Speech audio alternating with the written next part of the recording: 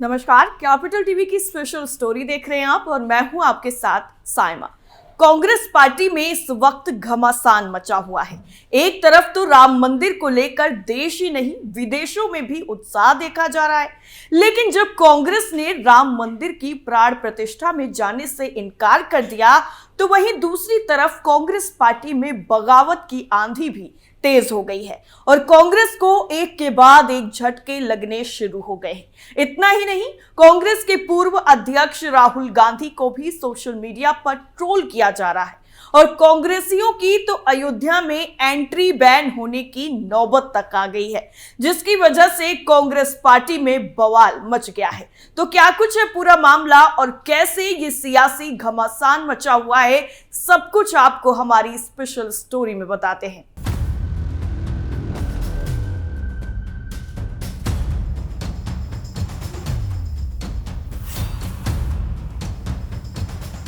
जो राम के नहीं है वो किसी के नहीं है, ये कहते हुए कांग्रेस के नेता ने पार्टी को टाटा बाय बाय कह दिया।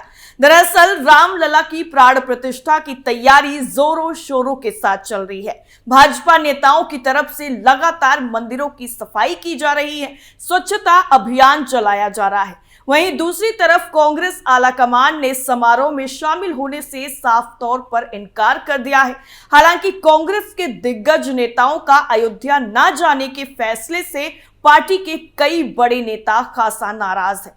इस नाराजगी की वजह से ग्वालियर कांग्रेस के उपाध्यक्ष और 3 बार पार्षद रहे आनंद शर्मा ने 15 जनवरी को कांग्रेस की प्राथमिक सदस्यता से इस्तीफा दे दिया।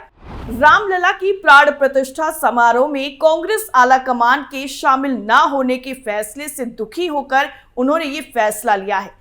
कांग्रेस से नाता तोड़ने को लेकर उन्होंने कहा, जो कांग्रेस राम की नहीं है वो अब किसी की नहीं है। राम से विमुख हुई कांग्रेस का हर कार्यकर्ता आज शीर्ष नेतृत्व से व्यथित है।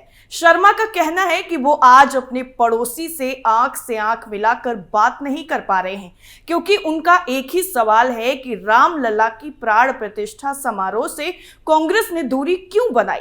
इस सवाल का जवाब हम जैसे कार्यकर्ता के पास तो नहीं है। आनंद शर्मा ने मीडिया से राम मंदिर का जिक्र करते हुए कहा कि आज ये जो कुछ भी हो रहा है उसकी आधारशिला कांग्रेस ने ही रखी थी। इंदिरा गांधी और राजीव गांधी के समय की कांग्रेस की नीतियों की वर्तमान में अवहेलना हो रही है। आपको बता दें कि वो पिछले 48 सालों से कांग्रेस से जुड़े हुए थे और अब कांग्रेस से नाता तोड़ लिया। कुछ दिनों पहले ही मिलिंद देवड़ा ने कांग्रेस से इस्तीफा दे दिया था और 55 सालों का रिश्ता उन्होंने कांग्रेस के साथ खत्म कर दिया। इस्तीफा देने के बाद मिलिंद ने कहा कि कांग्रेस की राजनीति घुटन भरी और जहरीली लग रही है। शिवसेना के शिंदे गुट के नेता ने कहा कि वो वही पार्टी है जिसने 30 साल पहले आर्थिक सुधारों की शुरुआत की थी। वो अब एक ऐसी पार्टी बन गई है जो उद्योगपतियों, व्यापारियों को गाली दे रही है और व्यापारियों को देश विरोधी कह रही है। एक तरफ कांग्रेस पार्टी के नेता ने पार्टी से किनारा कर लिया और रिश्ता खत्म कर लिया, ऐसे में दूसरी तरफ अयोध्या में कांग्रेसियों के साथ ऐसी स्थिति पैदा हो गई है जिसकी वजह से उन पर अयोध्या में बैन लगने तक की नौबत आ गई है। खबर में धमाकेदार खुलासा आगे करेंगे, लेकिन उससे पहले आपको बताते हैं कि आखिर राहुल गांधी ने राम मंदिर की प्राण प्रतिष्ठा में शामिल होने से इनकार क्यों किया, जिसकी वजह से बीजेपी ने कांग्रेस पर जमकर हमला बोला है। तो क्या कहा है राहुल गांधी ने राम मंदिर की प्राण प्रतिष्ठा में शामिल होने को लेकर, चलिए सबसे पहले वही बताते हैं। दरअसल भारत जोड़ो न्याय यात्रा के दौरान ही कांग्रेस नेता राहुल गांधी ने राम मंदिर कार्यक्रम को लेकर बड़ा बयान दिया है। राहुल गांधी ने कहा कि ये राजनीतिक कार्यक्रम है, ये प्रधानमंत्री नरेंद्र मोदी और आरएसएस का कार्यक्रम है। नागालैंड के कोहिमा में राहुल गांधी ने ये बात कही। राहुल गांधी ने कहा कि अयोध्या में जो कार्यक्रम हो रहा है वो राजनीतिक कार्यक्रम है, ये बीजेपी और आरएसएस का कार्यक्रम है और इसमें जाना कठिन है। भारत जोड़ो न्याय यात्रा के तीसरे दिन कांग्रेस सांसद राहुल गांधी ने कहा कि आरएसएस और भाजपा ने इस कार्यक्रम को पूरी तरह नरेंद्र मोदी फंक्शन बना दिया है। ये कार्यक्रम पूरी तरह से राजनीतिक है। आरएसएस और बीजेपी ने 22 जनवरी को चुनावी फ्लेवर दिया है, इसलिए कांग्रेस अध्यक्ष वहां नहीं जा रहे हैं। हम सब धर्मों के साथ हैं, जो भी वहां जाना चाहता है जा सकता है। राहुल गांधी ने अपने संबोधन में आगे कहा कि हिंदू संस्कृति के बड़े पुरोधाचारी लोगों ने भी वहां जाने से मना कर दिया है।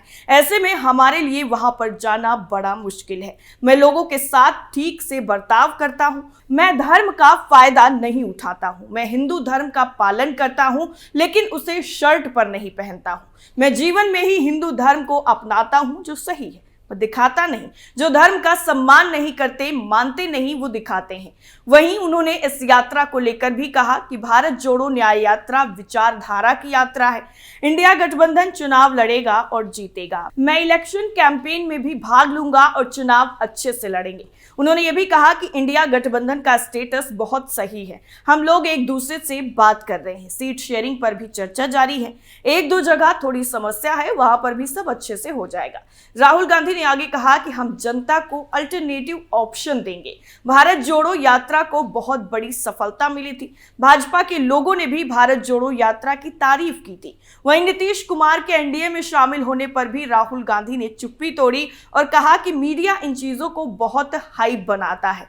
इंडिया गठबंधन में कोई दिक्कत नहीं है। मुझे पूरा भरोसा है कि हमारे इंडिया गठबंधन में सब चीजें सही हो जाएंगी और अच्छे से चुनाव लड़ेंगे। हम मोहब्बत की बात करते हैं। वहीं जब राहुल गांधी से ये पूछा गया कि क्या 22 जनवरी के बाद आप अयोध्या जाएंगे, इस बार कांग्रेस सांसद ने कहा कि मेरी भारत जोड़ो न्याय यात्रा का एक फिक्स रूट है, हम उसी को फॉलो करेंगे। 22 जनवरी के समय हम असम में रहेंगे। राम मंदिर प्राण प्रतिष्ठा कार्यक्रम को लेकर राहुल गांधी ने बीजेपी पर भी हमला बोला था। वहीं राहुल गांधी के बयान के बाद केंद्रीय मंत्री राजीव चंद्रशेखर ने भी पलटवार किया है। बीजेपी नेता ने कहा कि मेरी राय में राहुल गांधी काल्पनिक दुनिया में रहते हैं, लेकिन भारत के लोग काफी समझदार हैं। भारत के लोग राहुल गांधी की राजनीति तो समझते हैं। राजीव ने यह भी कहा कि हम ये फैसला भारत की जनता पर छोड़ेंगे कि उन्हें राहुल गांधी को क्या जवाब देना चाहिए। अब उस धमाकेदार ट्विस्ट के बारे में भी आपको बताते हैं, जिसका जिक्र हमने शुरुआत में किया है। दरअसल रामनगरी अयोध्या में दिवाली जैसा माहौल बना हुआ है और हर किसी के चेहरे पर मुस्कुराहट नजर आ रही है, क्योंकि 22 जनवरी को रामलला को उनका घर मिल जाएगा। लेकिन कांग्रेस अपनी राम विरोधी मानसिकता का परिचय पहले ही दे चुकी है और उसका बंटाधार होना भी तय माना जा रहा है। लेकिन ऐसे में कांग्रेस नेताओं को अयोध्या से खदेड़ दिया गया है, जिसकी वजह से उसकी फजीहत चारों तरफ हो रही है और वीडियो भी सोशल मीडिया पर काफी तेजी के साथ वायरल हो रहा है।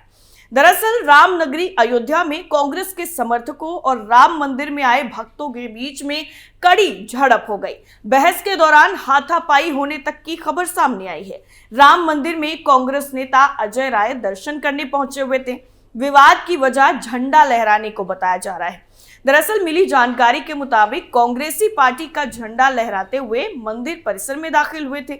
भक्तों ने झंडा ना लहराने की अपील की तो इस दौरान विवाद की स्थिति बन गई।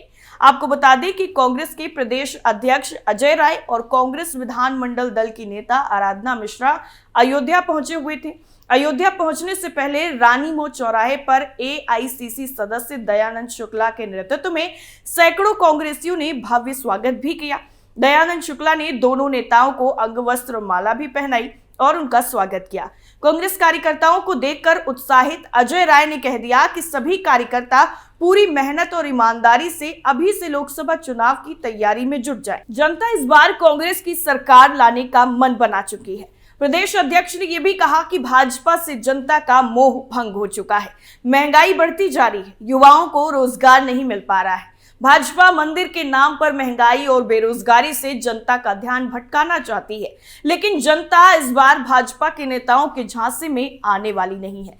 वहीं सोशल मीडिया पर भी कई तरह के दावे किए जा रहे हैं और कहा जा रहा है कि अयोध्या में कांग्रेस को पूरी तरह से बैन कर देना चाहिए। वैसे आपका क्या मानना है? क्या वाकई कांग्रेस को रामनगरी में बैन कर देना चाहिए या फिर भगवान सबके हैं, इस पर कायम रहना चाहिए? कमेंट करके जरूर बताइए। हमारी स्पेशल स्टोरी में फिलहाल के लिए इतना ही। बाकी खबरों के लिए देखते रहिए कैपिटल टीवी। नमस्कार।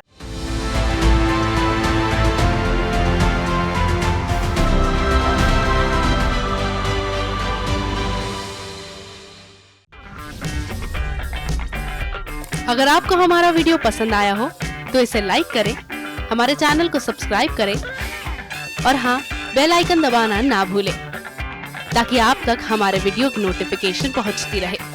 आप अपना सुझाव हमें कमेंट बॉक्स में दे सकते हैं। हमारे साथ जुड़ने के लिए शुक्रिया।